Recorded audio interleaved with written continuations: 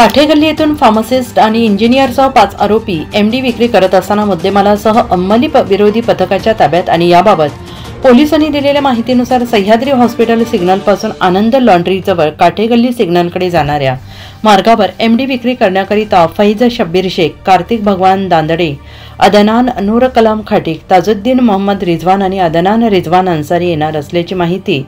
अंमली विरोधी पथकाचे वरिष्ठ पोलीस निरीक्षक सुशीला कोल्हे यांना मिळताच पथकाने सापळा रचून सदर आरोपींना ताब्यात घेतला आहे। त्यांच्या ताब्यातून 1,93,000 रुपये किमतीचा एमडी सह इतर मुद्देमाल जप्त करण्यात आलेला आहे।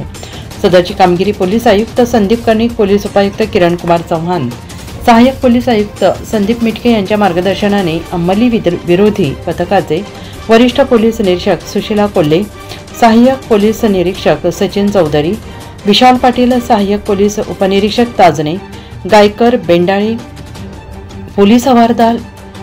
डंबाळे, कोल्हे, पोलीस नाईक सौंदाने, पोलीस अंमलदार नांद्रे, सानप, बागडे, गणेश वडजे, फुलपगारे आदींनी ही कारवाई पार पडली। LCN न्यूजसाठी रोहन दानी, नाशिक।